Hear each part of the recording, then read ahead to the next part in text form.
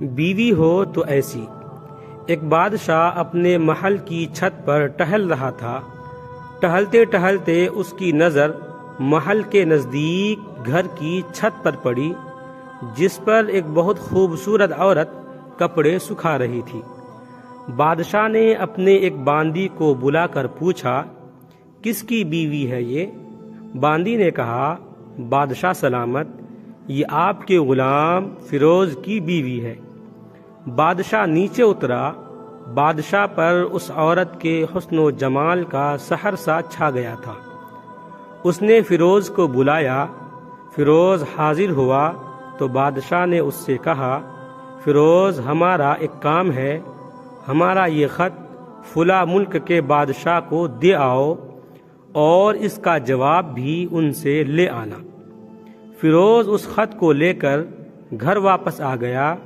خط کو اپنے تکیے کے نیچے رکھ دیا، سفر کا سامان تیار کیا، رات گھر میں گزاری اور صبح منزل مقصود پر روانہ ہو گیا، اس بات سے لا علم کہ بادشاہ نے اس کے ساتھ کیا چال چلی ہے۔ ادھر جیسے ہی فیروز نظر سے اوجھل ہوا، بادشاہ چپکے سے فیروز کے گھر پہنچا اور آہستہ سے فیروز کے گھر کا دروازہ کھٹکھٹایا۔ فیروز کی بیوی نے کہا، کون ہے؟ بادشاہ نے کہا، میں بادشاہ ہوں، تمہارے شوہر کا مالک۔ تو اس نے دروازہ کھولا۔ بادشاہ اندر آ کر بیٹھ گیا۔ فیروز کی بیوی نے حیران ہو کر کہا، آج بادشاہ سلامت یہاں ہمارے غریب خانے میں؟ بادشاہ نے کہا، میں یہاں مہمان بن کر آیا ہوں۔ فیروز کی بیوی نے بادشاہ کا مطلب سمجھ کر کہا، میں اللہ کی پناہ چاہتی ہوں آپ کے اس طرح آنے سے، جس میں مجھے کوئی خیر نظر نہیں آ رہی۔ بادشاہ نے غصے میں کہا، اے لڑکی، کیا کہہ رہی ہو تم؟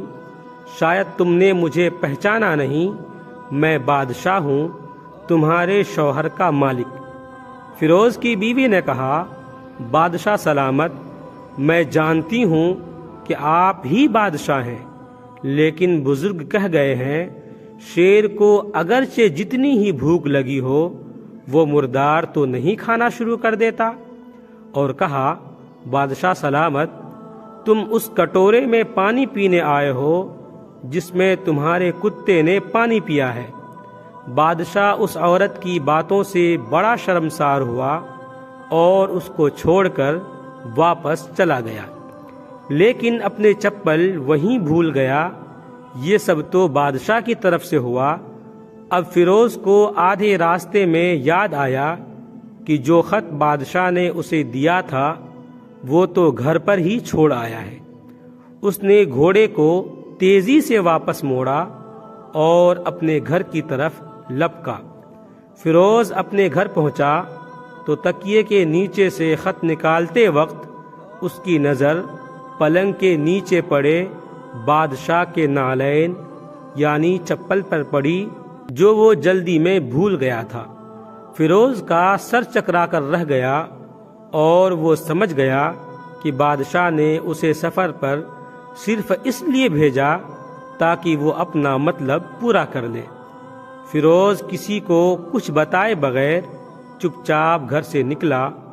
خط لے کر وہ چل پڑا اور کام ختم کرنے کے بعد بادشاہ کے پاس واپس آیا تو بادشاہ نے اسے انعام کے طور پر 100 دینار دیے۔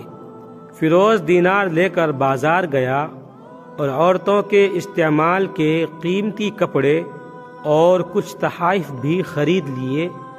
گھر پہنچ کر بیوی کو سلام کیا اور کہا، چلو تمہارے میکے چلتے ہیں۔ بیوی نے پوچھا، یہ کیا ہے؟ کہا، بادشاہ نے انعام دیا ہے اور میں چاہتا ہوں کہ تم یہ پہن کر اپنے گھر والوں کو بھی دکھاؤ۔ بیوی، جیسے آپ چاہیں۔ بیوی تیار ہوئی اور اپنے والدین کے گھر اپنے شوہر کے ساتھ روانہ ہوئے۔ داماد اور بیٹی اور ان کے لائے گئے تحائف کو دیکھ کر وہ لوگ بہت خوش ہوئے۔ فیروز بیوی کو چھوڑ کر واپس آ گیا۔ 1 مہینہ گزرنے کے باوجود نہ بیوی کا پوچھا اور نہ اس کو واپس بلایا۔ پھر کچھ دن بعد اس کے سالے اس سے ملنے آئے اور ان سے کہا، آپ ہمیں اپنی بہن سے غصے اور ناراضگی کی وجہ بتائیں یا پھر ہم آپ کو قاضی کے سامنے پیش کریں گے۔ تو اس نے کہا، اگر تم چاہو تو کر لو، لیکن میرے ذمے اس کا ایسا کوئی حق باقی نہیں جو میں نے ادا نہ کیا ہو۔ وہ لوگ اپنا کیس قاضی کے پاس لے گئے تو قاضی نے فیروز کو بلایا۔ قاضی اس وقت بادشاہ کے پاس بیٹھا ہوا تھا۔ لڑکی کے بھائیوں نے کہا، اللہ بادشاہ سلامت اور قاضی صاحب کو صحیح سلامت رکھے۔ قاضی صاحب، ہم نے ایک سرسبز باغ، درخت پھلوں سے بھرے ہوئے اور ساتھ میں میٹھے پانی کا کنواں اس شخص کے حوالے میں دیا تھا۔ اس شخص نے ہمارا باغ اجاڑ دیا، سارے پھل کھا لیے، درخت کاٹ لیے اور کنویں کو خراب کر کے بند کر دیا۔ قاضی فیروز کی طرف متوجہ ہو کر پوچھا، ہاں تو لڑکے، تم کیا کہتے ہو اس بارے میں؟ فیروز نے کہا، قاضی صاحب، جو باغ مجھے دیا گیا تھا وہ اس سے بہتر حالت میں نے اسے واپس کیا ہے۔ قاضی نے پوچھا، کیا اس نے باغ تمہارے حوالے ویسی ہی حالت میں واپس کیا ہے جیسے پہلے تھا؟ انہوں نے کہا، ہاں ویسی ہی حالت میں واپس کیا ہے، لیکن ہم ان سے باغ واپس کرنے کی وجہ جاننا چاہتے ہیں۔ قاضی نے کہا، ہاں فیروز، تم اس بارے میں کیا کہنا چاہتے ہو؟ فیروز نے کہا، قاضی صاحب، میں باغ کسی بغض یا نفرت کی وجہ سے نہیں چھوڑا، بلکہ اس لیے چھوڑا کہ ایک دن جب میں باغ میں آیا تو اس میں نے شیر کے پنجوں کے نشان دیکھے تو مجھے خوف ہوا کہ شیر مجھے کھا جائے گا، اس لیے شیر کے اکرام کی وجہ سے میں نے باغ میں جانا بند کر دیا۔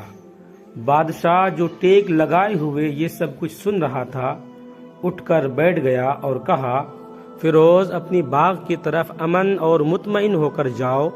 اللہ کی قسم، اس میں کوئی شک نہیں کہ شیر تمہارے باغ آیا تھا، لیکن وہ وہاں پر نہ تو کوئی اثر چھوڑ سکا اور نہ کوئی پتا توڑ سکا اور نہ ہی کوئی پھل کھا سکا۔ وہ وہاں پر تھوڑی دیر رہا اور مایوس ہو کر لوٹ گیا، اور خدا کی قسم، میں نے کبھی تمہارے جیسے باغ کے گرد لگے مضبوط دیواریں نہیں دیکھی۔ فیروز اپنے گھر لوٹ آیا اور اپنی بیوی کو بھی واپس لے لیا۔ نہ تو قاضی کو پتہ چلا اور نہ ہی کسی اور کو کہ ماجرا کیا ہے۔ کیا خوب بہتر ہے اپنے اہل و عیال کے راز کو چھپانا کہ لوگوں کو پتہ نہ چلے، اپنے گھروں کے بھید کسی پر ظاہر نہ ہونے دیں۔ ویڈیو اچھا لگے تو لائک کریں، کمنٹ کریں، شیئر کریں، اور اس طرح کے اور بھی ویڈیوز حاصل کرنے کے لیے اس چینل کو زیادہ سے زیادہ سبسکرائب کریں۔ آپ تمام لوگوں کا بہت بہت شکریہ ہوگا۔